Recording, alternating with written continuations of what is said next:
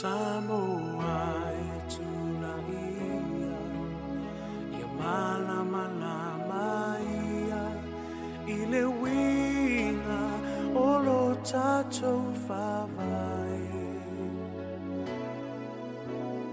Sea ea le mafuanga o nei mau mea tutu e le o se toe whawhangu e lea roa tunu. Ia si le fua o le anu malo o le tala lele ia Yesu. Ia angia o le tanga vai mautu e whamaya Sāmoa le atunu.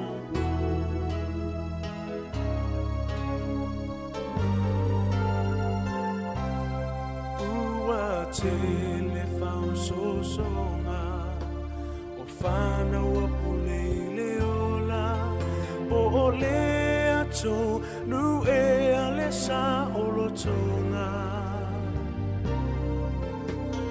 toi fesili hane lava o whamua mua le atua o Sāmoa manu.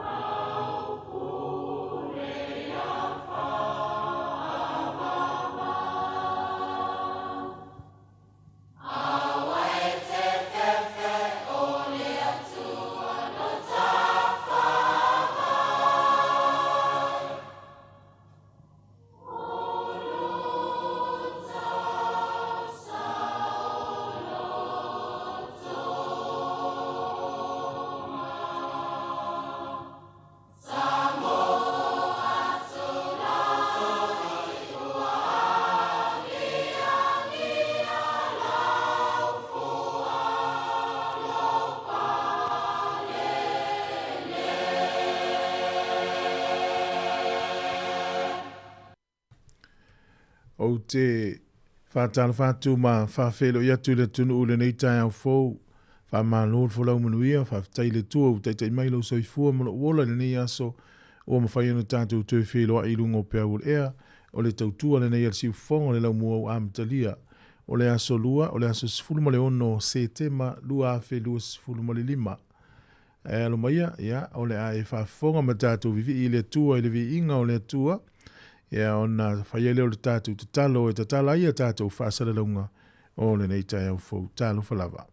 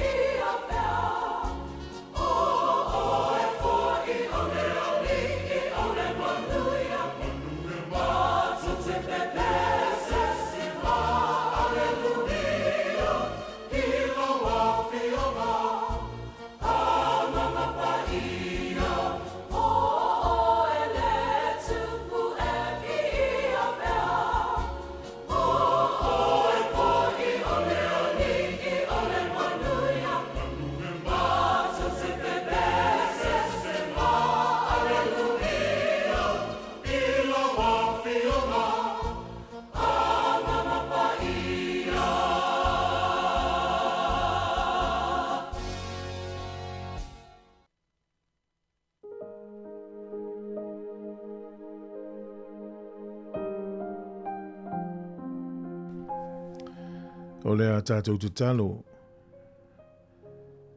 O mātou wala whai mai le nei aso fōu I lo whamaoni lo mātou atua. O le mele le mawhai ai o na tuua lo mātou nganga whaafitai e whaaleo atu. Whaafitai ma vi ia oe lau tau singa. E tu mau ia te oe le vi inga e whaavavau lava.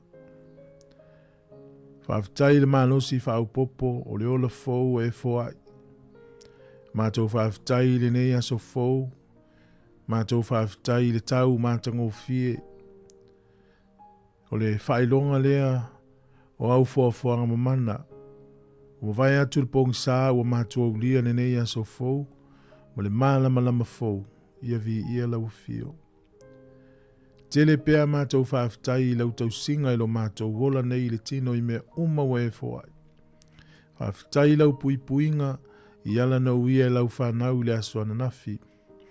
O e sa malanga le atou sa whainga luenga na I mātua I ainga o e sa mamai. O e le suinga I le nei aso fou ia whafo I le vi inga I lau fio.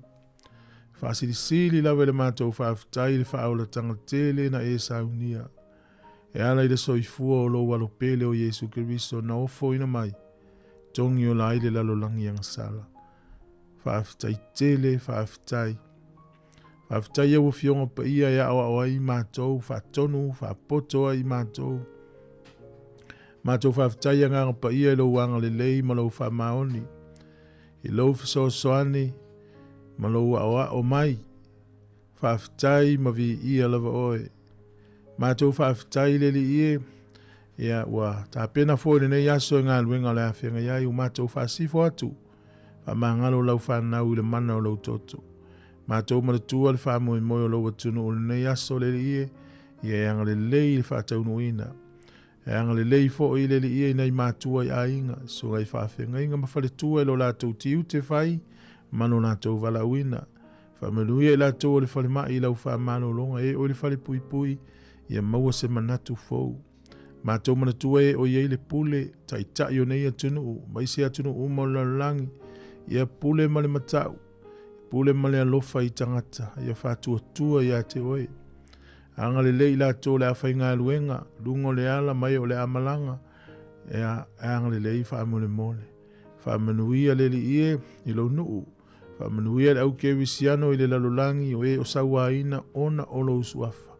Mātou tatalo, e manatua ngā luenga whai I la tōlo o whai ngā luenga tālai. Na I misionare whai evangalia.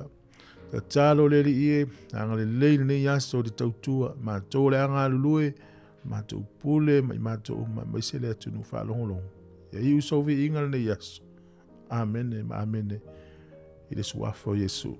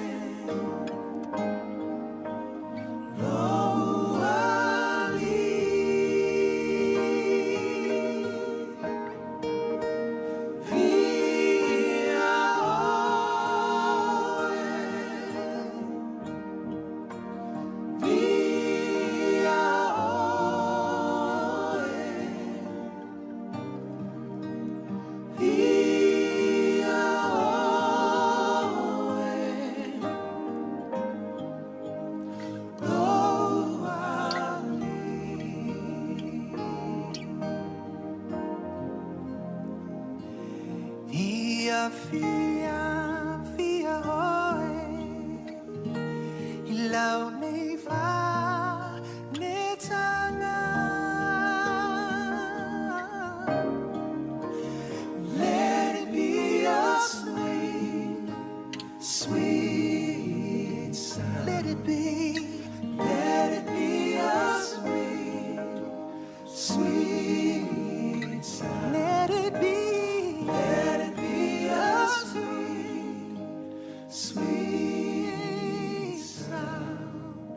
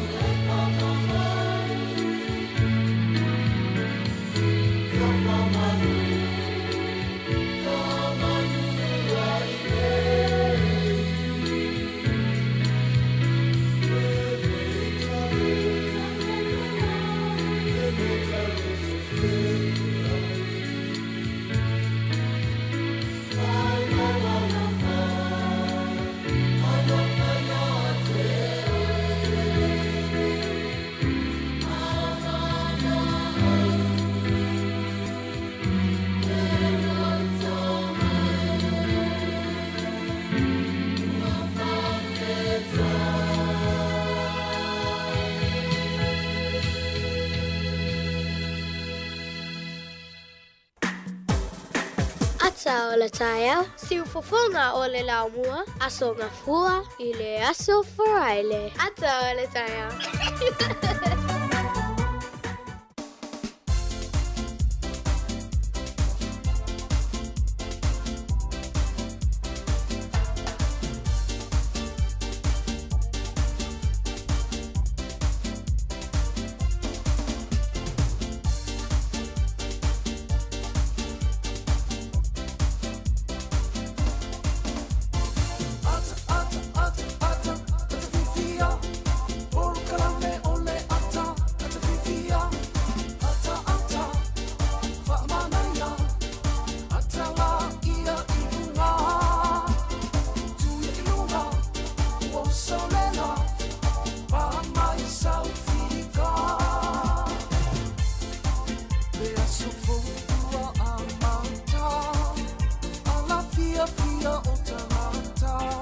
Yo el tato por kala me ole atsa o le taia o le tato to felo e lungo pe o le ya ma no so fu ma no fo lau taia o le le so lua o le so fulu man le ono le masina o se tema lua fe lua fulu man le lima fa felo ya tu le ngang fi tele so fa man ma no tato ri su ke vi so fa pe tu ai talo fo lava ma no so fu ma no so po fa ma no fo lau ya o le nei tato to no mai le nei so fo o ka se matango fi o le tau mai tau tu fa fo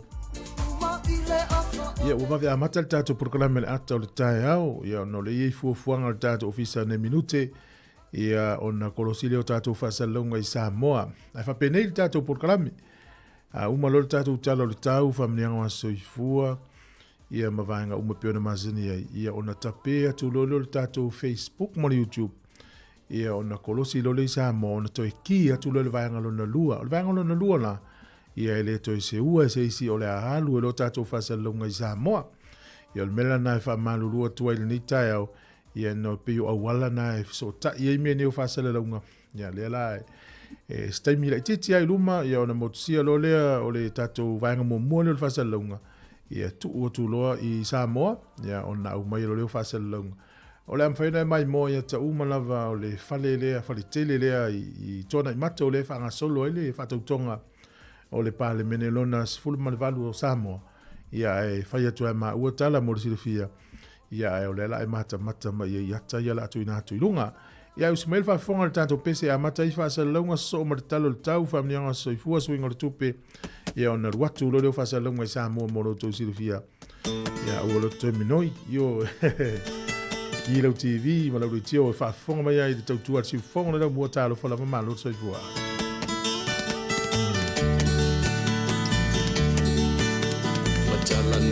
Manu lenga nai o le taeao O abe o le la ua punitia po i puao E sau malu e whaasusu i laua la au Sa sala le punga la au matala uao E tio fo i Sāmoa whai o na taeao E amatanga o le aso whao popo o le olanga E taeao nai matani uwheanga i ma le ata E tala le leihu aso o ai nei Sāmoana